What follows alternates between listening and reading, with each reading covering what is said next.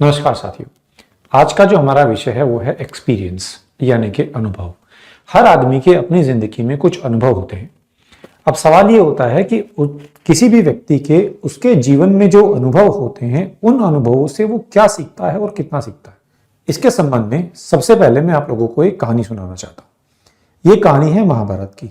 एक बार ऐसा हुआ कि पांचों पांडव जब जंगल में घूम रहे थे अपने वनवास के दौरान तो उन्हें बहुत प्यास लगी। तो छोटे भाई सहदेव को पानी लाने के लिए भेजा गया। सहदेव जंगल में पानी ढूंढता हुआ एक झील के किनारे पहुंचा। जब सहदेव नदी में से पानी भरने लगा तो नदी के पास के एक पेड़ में एक यक्ष को बंदी बनाया गया था। उसे शापित करके उस पेड़ में बांध दिया गया था। तो यक्ष ने सहदेव को रोका और उससे कहा कि तुम्हें पानी भरने से पहले मेरे एक सवाल का जवाब देना पड़ेगा। जब तक तुम मेरे सवाल का जवाब नहीं दे देते मैं तुम्हें पानी नहीं भरने दूंगा। सहदेव सहमत हो गया। सहदेव ने कहा सवाल पूछो, मैं तुम्हें तुम्हारे सवाल का उत्तर दे दूंगा। यक्ष ने कहा सवाल तो मैं पूछता हूं लेकिन शर्त यह है अगर तुमने सवाल का जवाब गलत दिया या बिना सवाल का जवाब दिए हुए पानी भरने की कोशिश की तो तुम मूर्छित हो जाओगे। सहदेव ने कहा ठीक है, सवाल पूछो। यक्ष ने सवाल किया, आदमी के संबंध में सबसे आश्चर्यजनक बात क्या है? सहदेव ने कुछ उत्तर दिया होगा।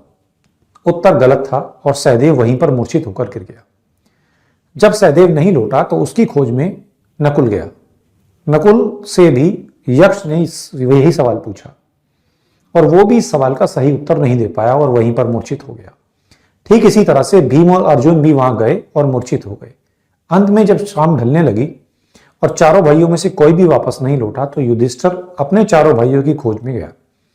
और जब युधिष्ठिर उस झील के किनारे पहुंचा तो यक्ष ने युधिष्ठिर से भी यही सवाल किया और कहा कि अगर मेरे सवाल का जवाब दिए बिना पानी भरा तो मूर्छित हो जाओगे और सवाल का गलत जवाब दिया तब भी मूर्छित हो जाओगे। तब उसने युधिष्ठिर से भी वही सवाल पूछा कि आदमी के संबंध में सबसे आश्चर्यजनक बात क्या है? तब युधिष्ठिर ने उसे एक उत्तर दिया। युधिष्ठिर ने उससे कहा कि आदमी अपने अनुभव से कुछ नहीं सीखता। और जैसे ही उसने ये उत्तर दिया यक्ष अपने शाप से मुक्त हो गया और पेड़ से बाहर निकल गया। उसने उस युधिष्ठिर के चारों भाइयों को जीवित किया और वो वहां से चला गया। अब यहां पर इस कहानी से हमें क्या सीख मिलती है? हमें सबसे पहले यह सोचना चाहिए कि युधिष्ठिर ने जो जवाब दिया कि व्यक्ति इंसान अपने अनुभव से कुछ भी नहीं सीखता, ये कितना सही है। मुझे व्यक्तिगत तौर पर ऐसा लगता है कि ये बात बिल्कुल सही है। उस समय भी सही रही होगी और आज के मॉडर्न युग में भी ये बात बिल्कुल सही है। कोई भी व्यक्ति अपने अनुभव से कुछ भी नहीं सीखता। हम जीवन से जुड़े हुए अनुभवों को दो हिस्सों में बांट सकते हैं। एक वो अनुभव, एक वो एक्सपीरियंसेस जो हमारे प्रोफेशनल लाइफ से जुड़े हुए हैं, जो हमारी नौकरी, हमारे व्यवसाय, हमारे बिजनेस से जुड़े हुए हैं। और दूसरे अनुभव वो अनुभव हैं जिनकी मदद से हम अपने दैनिक जीवन को आराम से जी पाते हैं। मैं एक अध्यापक हूं और मुझे एक अध्यापक के तौर पर काम करते हुए 20 साल का अनुभव है। अब सवाल ये खड़ा होता है कि अगर मैं अपने आप से पूछूं कि जब 20 साल पहले मैंने अध्यापन का काम शुरू किया था तो क्या 20 साल के बाद इस 20 साल के अनुभव से मेरे अध्यापन के काम में कोई सुधार आया? मैंने क्या सीखा? क्या मेरे काम में किसी तरह की कोई इंप्रूवमेंट हुई?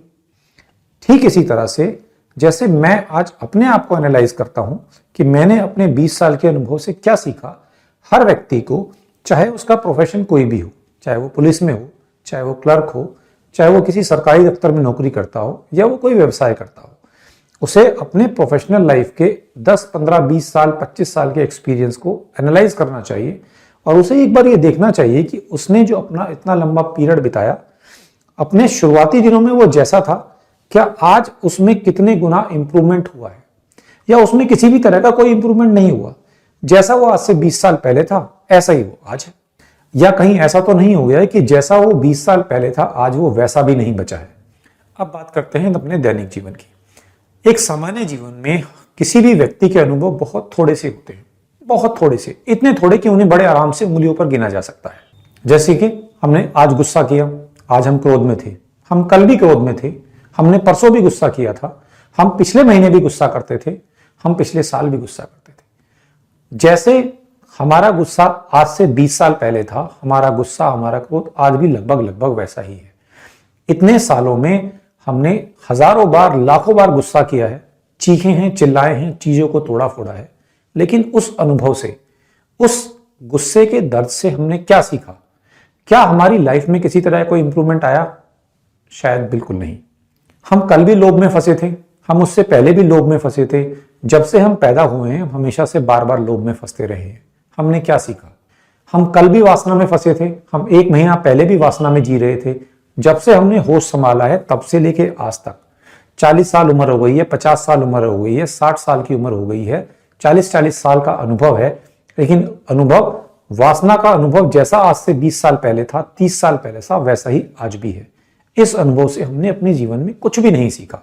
इस अनुभव ने हमारे जीवन में कोई भी, किसी भी तरह का कोई परिवर्तन नहीं लाया।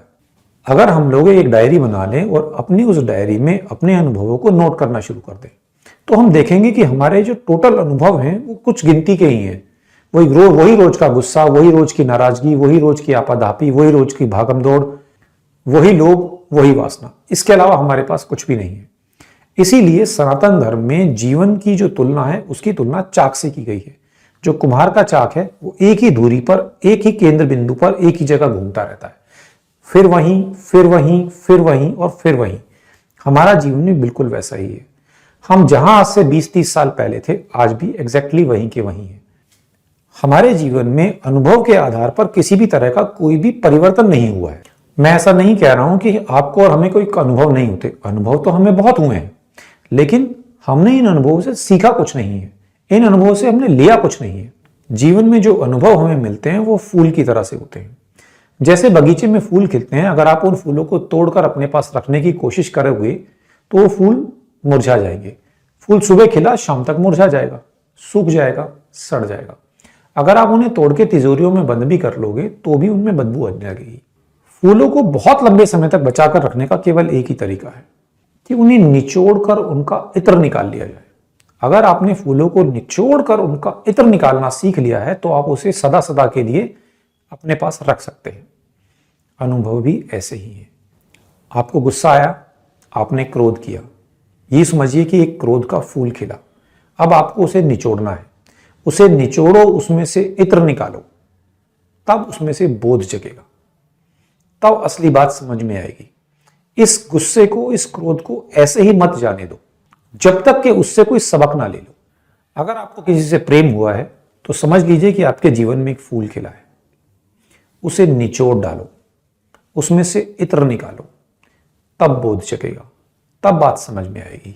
आज की तरह नहीं कि एक से प्रेम हुआ, ब्रेकअप हुआ तो दूसरी के पास चले गए, दूसरी से ब्रेकअप हुआ तो तीसरी के पास चले गए। हमेशा व्यक्ति को यही लगता है कि अगर एक औरत से खुशी नहीं मिली तो दूसरी से मिलेगी, और अगर दूसरी से नहीं मिली तो तीसरी से मिलेगी। वो एक के बाद दूसरे को बदलता तो रहता है, लेकिन अनुभव से सीखता कुछ नहीं। जीवन में जब भी कोई घटना हो, अपमानित होने का मौका मिले, नाराज होने का मौका मिले, अनाप शनाप बक रहे हो, गुस्सा आया है, कोई नाराजगी है, हर तरह के अनुभव को निचोड़ो। जब रोज रोज इन अनुभव के फूलों को निचोड़ोगे तब बोध का इत्र इकट्ठा होगा और प्रज्ञा जगेगी। तो फाइनली कंक्लूजन क्या है? कंक्लूजन यही है कि कोई भी आदमी केवल किताबों को, शास्त्रों को, गीता को, कुरान को पढ़ के बुद्धिमान नहीं बनता। आदमी शास्त्रों में दिए गए ज्ञान के अनुभव से बुद्धिमान बनता है।